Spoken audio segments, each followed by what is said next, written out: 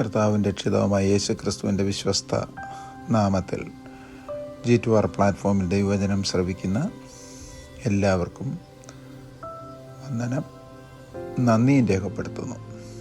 കഴിഞ്ഞ നാളുകളിലെല്ലാം പഴയ നിയമത്തെയും പുതിയ നിയമത്തെയും തമ്മിൽ താരതമ്യം ചെയ്തുകൊണ്ട് പത്രോസ് എഴുതിയ 1-ാമത്തെ ലേഖനം 2-ാമധ്യായത്തിൻ്റെ 9-ാമത്തെ വാക്യത്തിൽ നിന്ന് വിശേഷാൽ അന്ധകാരത്തിൽ നിന്ന് അത്ഭുത പ്രകാശത്തിലേക്ക് വിളിച്ച ദൈവത്തിൻ്റെ ഗുണഗണങ്ങളെ ഘോഷിപ്പാൻ തക്കോണം തിരഞ്ഞെടുത്ത ജാതിയും രാജകീയ പുരോഹിതവർക്കും വിശുദ്ധ ജനവുമാകുന്നു നാം എന്ന ആ വിഷയത്തെ അടിസ്ഥാനമാക്കിയാണ് നാം ചിന്തിച്ചുകൊണ്ടിരിക്കുന്നത്.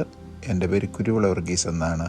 ദൈവം തുടർന്നും നിങ്ങളെയും ഞങ്ങളെയും എല്ലാവരെയും അനുഗ്രഹിക്കുമാറാകട്ടെ എന്ന് ദൈവത്തോടെ താഴ്മയെ അപേക്ഷിക്കുന്നു. യഹോവയാം ദൈവത്തിൻ്റെ ആജ്ഞപ്രകാരം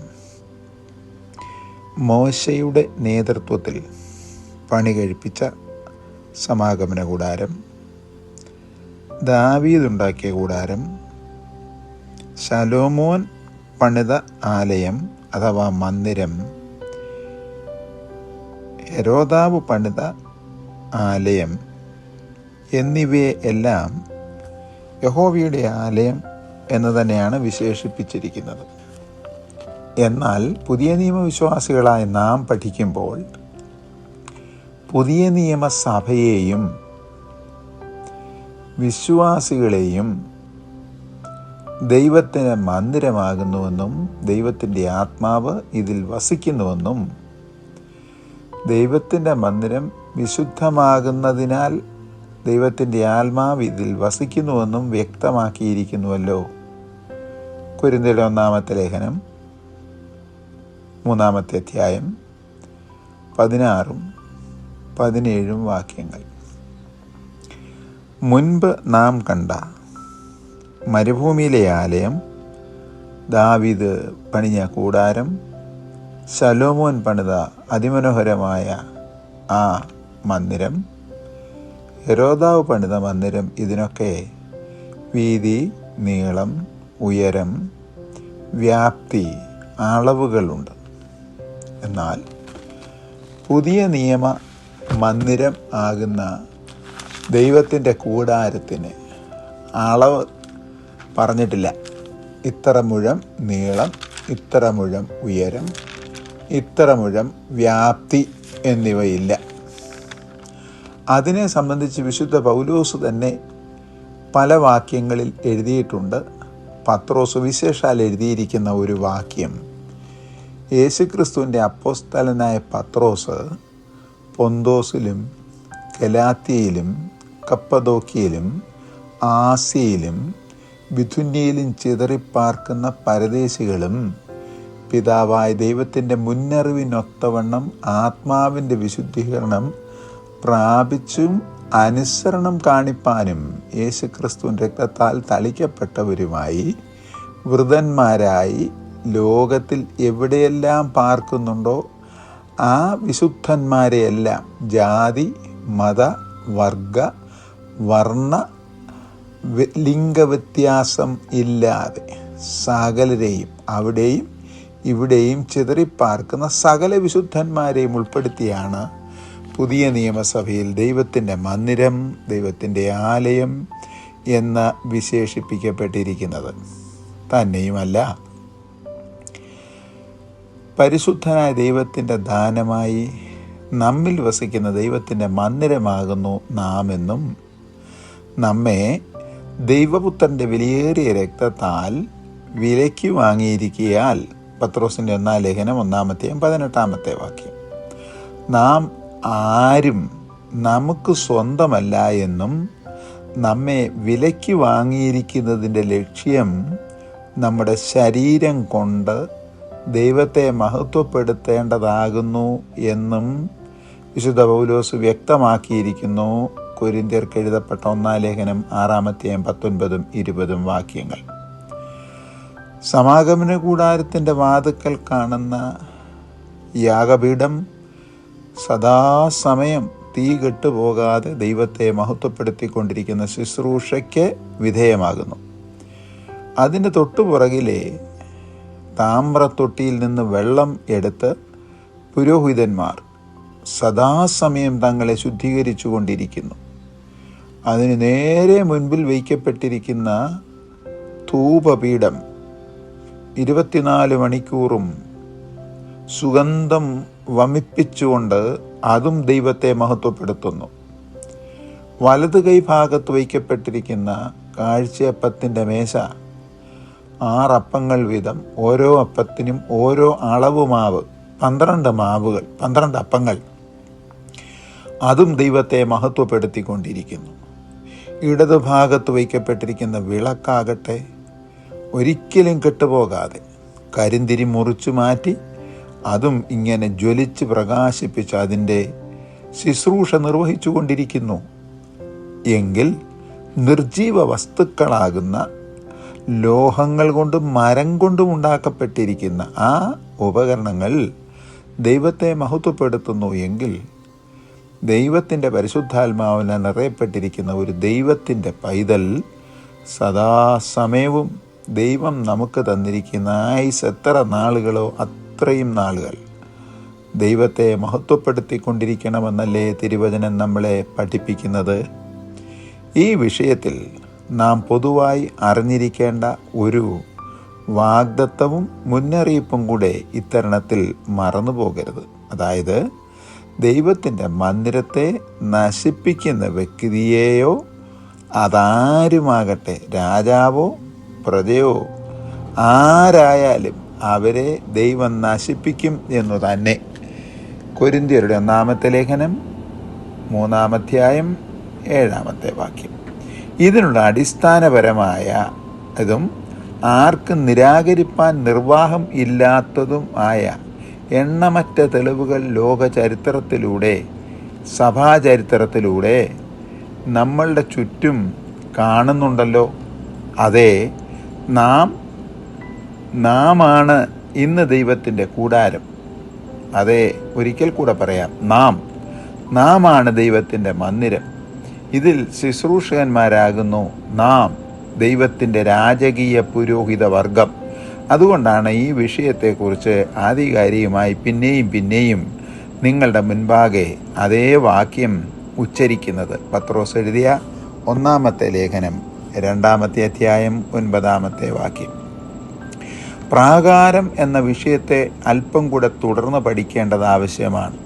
സമാഗമന കൂടാരത്തിന് 3 ഭാഗങ്ങൾ ഉണ്ടെന്നും അവ പ്രാകാരം അഥവാ കോർട്ട്, 2 വിശുദ്ധ സ്ഥലം അഥവാ ഹോളി പ്ലേസ്, 3 അതിപരിശുദ്ധ സ്ഥലം എന്നിവ, മോസ്റ്റ് ഹോളി പ്ലേസ് എന്നിവയാകുന്നുവെന്നും നാം അറിയുന്നു.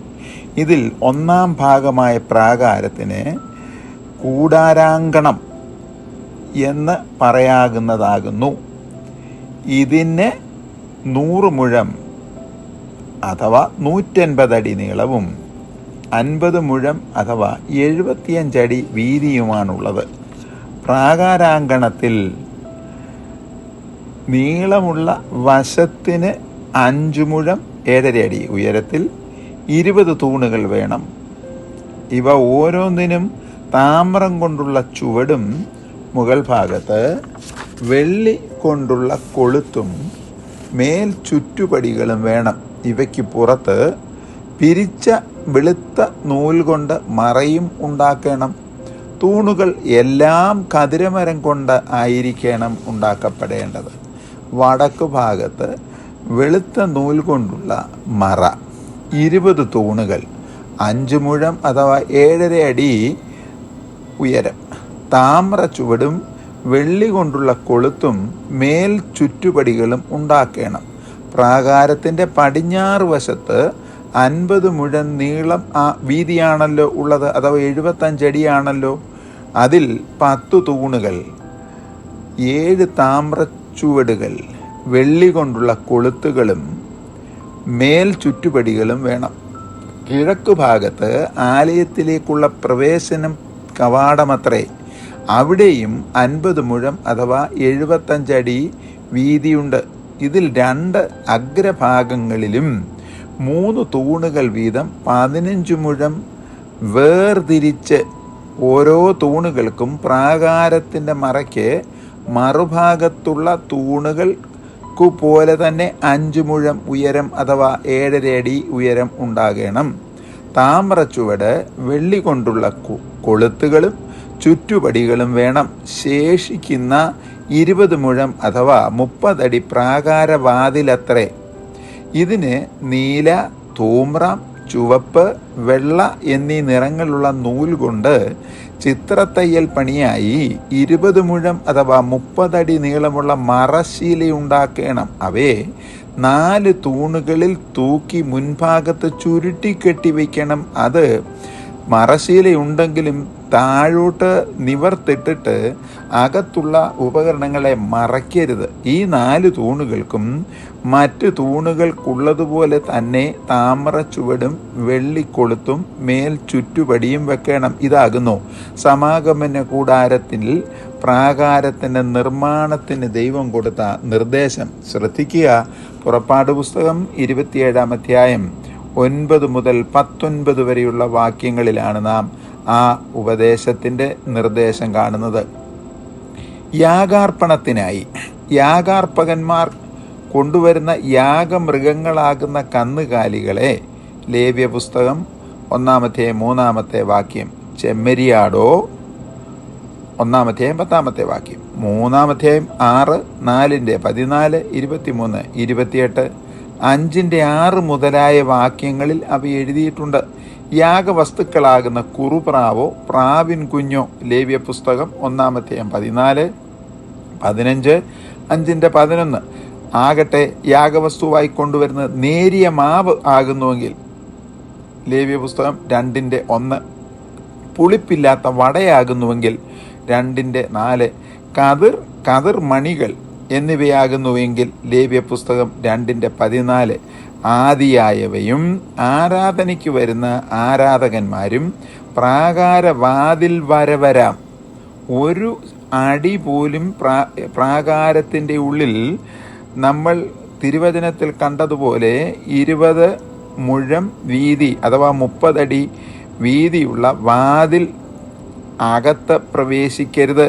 യാഗവസ്തുക്കളെ കൂറിൻ പ്രകാരം ശുശ്രൂഷകന്മാർ പരിശോധന ചെയ്ത് ഊനമില്ലായ്മ നിശ്ചയം വരുത്തി ക്രമവും മുറയും അനുസരിച്ച് യാഗം കഴിക്കേണ്ടതിന് യാഗപീഠത്തിൻ്റെ കൊമ്പുകളിൽ കെട്ടുകയും, സങ്കീർത്തനം 118:27, ഇതര യാഗവസ്തുക്കളെ കൈക്കൊണ്ട് ഉള്ളിൽ സ്വീകരിക്കുകയും ചെയ്യും. യാതൊരു അന്യനും കൂറിൻ പ്രകാരം നിയോഗിക്കപ്പെടുന്ന ലേവ്യ പുരോഹിതൻ അല്ലാതെ ആരും വാതിൽ കടന്ന് ഉള്ളിൽ പ്രവേശിക്കരുത്. ലേവി ഗോത്രക്കാരൻ മാത്രം. ബാക്കി 11 ഗോത്രക്കാരും രാജാവായാലും പുറത്തു തന്നെ. സംഖ്യാപുസ്തകം 8-ന്റെ 13, 15, 21, 22.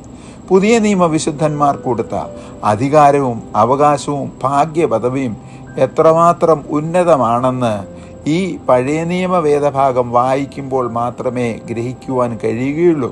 പുതിയ നിയമ ദൈവസഭയ്ക്കുള്ളിൽ ശുശ്രൂഷകന്മാരായി ദൈവം രാജകീയ പുരോഹിതവർഗത്തിൽ ഉൾപ്പെടുത്തി നമ്മളെ ആക്കിയിരിക്കുന്നത് ഒരു പ്രത്യേക ഗോത്രത്തിൽ നിന്നുള്ളവരല്ല, ഒരു പ്രത്യേക ദേശത്തിൽ നിന്നുള്ളവരല്ല, ഒരു പ്രത്യേക നിറമോ വർണ്ണത്തിൽ നിന്നുള്ളവരോ അല്ല. ജാതികൾ, ഗോത്രങ്ങൾ, ഭാഷകൾ, വംശങ്ങൾ, ഭാഷകൾ എന്നിവയിൽ നിന്നുള്ളവരെ അത്രേ. ദൈവത്തിന് സ്തോത്രം. ഇനിയും പ്രാകാരത്തിൻ്റെ ഉപകരണങ്ങൾ എന്തെല്ലാമാണെന്ന് നോക്കുക. പ്രാകാരത്തിലുള്ള ഏകവാതിൽ വഴി അകത്ത് കടക്കുന്ന സമയം ആദ്യം കാണുന്ന ഉപകരണം താമ്രയാഗപീഠം, ഓൾട്ടർ അത്രേ. യാഗപീഠത്തിൻ്റെ നിർമ്മാണം സംബന്ധിച്ചുള്ള വിവരവും കാണണം. ഇതിന് 1 വാതിൽ മാത്രമേ ഉള്ളൂ. ആ വാതിൽ 4 തൂണുകളാൽ വേർതിരിക്കപ്പെട്ടിരിക്കുന്നു. തിരുവചനത്തെ വ്യാഖ്യാനിച്ചു പഠിച്ചാൽ ആ ഏകവാതിൽ വഴി മാത്രമേ അകത്തു വരുവാൻ കഴിയുകയുള്ളൂ. എങ്കിൽ ദൈവസഭയാകുന്ന മന്ദിരത്തിന് 1 വാതിലേ ഉള്ളൂ. അത് നമ്മളുടെ കർത്താവും രക്ഷിതാവുമായ യേശു ക്രിസ്തു മാത്രമാണ്. യോഹന്നാൻ്റെ സുവിശേഷം 14-ാം അധ്യായം 6-ാമത്തെ വാക്യം.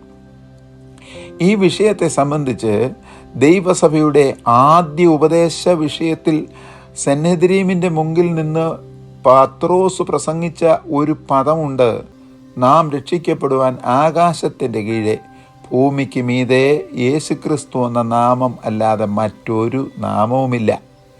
അതേ വിഷയം സംബന്ധിച്ച് വിശുദ്ധ പൗലോസ് തിമോഥെയോസിന് എഴുതിയപ്പോൾ പറഞ്ഞു: ദൈവത്തിനും മനുഷ്യർക്കും മധ്യസ്ഥനും ഒറ്റ മധ്യസ്ഥനേ ഉള്ളൂ, അത് കർത്താവായ യേശു ക്രിസ്തു മാത്രമാണെന്ന്. അപ്പം പഴയ നിയമത്തിൽ ആലയത്തിൻ്റെ ഉള്ളിൽ പ്രവേശനത്തിന് ഒറ്റ വാതിൽ, പുതിയ നിയമത്തിൽ ദൈവസഭയ്ക്കുള്ളിൽ വരേണ്ടതിന് ഒറ്റ വാതിൽ, അത് നമ്മുടെ കർത്താവായ യേശു ക്രിസ്തുവാണ്. അതിനെ 4 തൂണുകൾ കൊണ്ട് വ്യത്യസ്തമായി വേർതിരിച്ചിരിക്കുന്നത് പുതിയ നിയമത്തിലെ 4 സുവിശേഷങ്ങൾക്ക് നിഴലായി പഠിക്കാം. അപ്പോൾ പുതിയ നിയമത്തിലെ 4 സുവിശേഷങ്ങൾ പൊരുളാണ്: മത്തായി, മർക്കോസ്, ലൂക്കോസ്, യോഹന്നാൻ എന്നീ 4 സുവിശേഷങ്ങൾ. അവയെക്കുറിച്ച് വിസ്തരിച്ച് വ്യാഖ്യാനിച്ച് പഠിപ്പാൻ സമയം ഏറെ ആവശ്യമാകുന്നു. ആ വാതിലിൻ്റെ വിഷയത്തിലേക്ക് വരുമ്പോൾ 5 മുഴം നീളം, 5 മുഴം വീതി, 3 മുഴം ഉയരം ഉള്ള ഖദിരമരത്താൽ ഉണ്ടാക്കപ്പെട്ട ഒരു യാഗപീഠമാണ് വാതിലിൻ്റെ മുൻപിൽ ഉൾഭാഗത്ത് വച്ചിരിക്കുന്നത്. അതിൻ്റെ മുകൾ ഭാഗത്ത് 4 കോണിലും യാഗമൃഗങ്ങളെ കയറുകൊണ്ട് കെട്ടത്തക്ക കൊമ്പുകൾ ഉണ്ടാക്കിയിരിക്കണം. ഈ കൊമ്പുകൾ യാഗപീഠത്തിൽ നിന്ന് തന്നെ ആയിരിക്കണം. ഏച്ചുവെച്ചും ഇണച്ചുവെച്ചും വെൽഡ് ചെയ്തും ഒന്നും ദൈവത്തിൻ്റെ ശുശ്രൂഷയിൽ ഒരു കാര്യത്തിനും സ്ഥാനമില്ല. എല്ലാം അതിൽ നിന്ന് തന്നെ ആയിരിക്കണം. നിർബന്ധം കൊണ്ടൊന്നും ആരും ദൈവവേല ചെയ്യരുത്. ഹൃദയത്തിൻ്റെ ഉള്ളിൽ വരുന്ന ആത്മപ്രേരണ കൊണ്ട് മാത്രമേ ദൈവകൃപയിൽ നിലനിൽക്കാവുന്നു. അതുകൊണ്ടാണ് വിശുദ്ധ പൗലോസ് പറഞ്ഞത്, ഈ കൊമ്പുകളെ അതിൽ നിന്ന് തന്നെ പണിതെടുത്തിരിക്കുന്നതായാൽ ആ കൊമ്പുകൾ വേർപിരിപ്പാൻ കഴിയുകയില്ല. അതുകൊണ്ടാണ് വിശുദ്ധ പൗലോസ് പറഞ്ഞതിനെ ക്രിസ്തുയേശുവിൻ്റെ സ്നേഹത്തിൽ നിന്ന് വേർപിരിക്കുന്നത് ആര്? അതിനുശേഷം അതിനെ മുഴുവനും താമ്രം കൊണ്ട് പൊതിയണം. താമ്രം 2 ലോഹങ്ങളുടെ ഉരുക്കിച്ചേർത്തിട്ടുന്ന ഒരു അലോയിയാണ്, വെള്ളിയും ചെമ്പും. അപ്പം അത് കഠിനമായ തീയിൽ ഉലയിൽ ഉരുക്കി ജലം പോലെ ആക്കി ലായിനിയാക്കി മൂശയിൽ ഒഴിച്ചിട്ടാണ് താമ്രപാത്രങ്ങളെ ഉണ്ടാക്കുന്നതും അടിച്ചു പരത്തി മിനുസപ്പെടുത്തിയാണ് യാഗപീഠത്തിൽ വയ്ക്കുന്നതും. എങ്കിൽ ഇതിൻ്റെ അകത്തും പുറത്തും കഷ്ടതയൊഴിഞ്ഞുള്ള കാര്യമില്ല എന്നുള്ളതുകൂടെ മനസ്സിലാക്കണം. അതുകൊണ്ട് നമ്മുടെ കർത്താവ് തൻ്റെ ശിഷ്യന്മാരോട് പറഞ്ഞു, നിങ്ങൾക്ക് ലോകത്തിൽ കഷ്ടം ഉണ്ട്. യോഹന്നാൻ 16:33. എങ്കിലും ധൈര്യപ്പെടുവീൻ, ഞാനോ ലോകത്തെ ജയിച്ചിരിക്കുന്നു. എന്നെ കേൾക്കുന്ന ദൈവമക്കൾ ഒരു കാര്യം മനസ്സിലാക്കണം. ഈ ഖദിരമരം കൊണ്ടുണ്ടാക്കിയ ഖദിരമരം മനുഷ്യത്വത്തെ കാണിക്കുന്നു. അതിനകത്തും പുറത്തും താമ്ര പലക ബലമായി ഉറപ്പിച്ചിട്ടാണ് യാഗപീഠത്തിന് ഉപയോഗിക്കുന്നത്. അതുകൊണ്ടാണ് 24 മണിക്കൂറും തീ മുകളിൽ എരിഞ്ഞിട്ടും ഇത് എരിഞ്ഞോ ചാമ്പലായി പോകാതെ സൂക്ഷിക്കുന്നതെങ്കിൽ ക്രിസ്തുയേശുവിൻ്റെ യാഗപീഠങ്ങളായി വരുന്ന ദൈവമക്കൾക്ക് ഏത് കഷ്ടത വന്നാലും അതിൻ്റെ നടുവിൽ നശിച്ചു പോകാതെ കഷ്ടത്തിൻ്റെ നടുവിൽ ദൈവം വിടുതൽ നൽകുന്നു എന്ന് കൊരിന്ത്യരുടെ 1 ലേഖനം 10:31 2 ലേഖനം 1 അധ്യായത്തിൻ്റെ 5 വാക്യത്തിലും വളരെ വ്യക്തമായി എഴുതിയിരിക്കുന്നു. എന്നെ കേൾക്കുന്നവർ തന്നെ മനസ്സിലാക്കുക, എത്രയോ കഷ്ടങ്ങളിൽ കൂടി നാം കടന്നുപോയവരാണ്. എന്നാൽ ഇന്നും ജീവിക്കുന്നതിൻ്റെ കാരണം നശിച്ചു പോകാതെ ജീവിക്കുന്നതിൻ്റെ കാരണം നാം നശിച്ചു പോകാതിരിക്കുന്നത് ദൈവത്തിൻ്റെ കൃപ ഒന്നുകൊണ്ട് മാത്രമാണ്. അതിലെ ഇതര ശുശ്രൂഷകളെക്കുറിച്ച് അല്പം കൂടെ കഴിഞ്ഞിട്ട് നമുക്ക് വിചിന്തനം ചെയ്യാം. ആകയാൽ ആലയത്തിൻ്റെ മുൻപിൽ കാണുന്നത് യാഗപീഠം എന്നതുപോലെ നമ്മളുടെ ജീവിതത്തിൽ ദൈവത്താലുള്ള രക്ഷയായിരിക്കണം ആദ്യം നാം കാണുന്നത്. കർത്താവെ, ഈ ശുശ്രൂഷയിൽ പങ്കുകൊള്ളുന്ന എല്ലാവരെയും കർത്താവിൻ്റെ നാമത്തിൽ അനുഗ്രഹിച്ച് തിരുസന്നിൽ സമർപ്പിക്കുന്നു. എല്ലാവർക്കും ആവശ്യமான കൃപ കൊടുക്കണം, പുത്രൻ്റെ നാമത്തിൽ തന്നെ.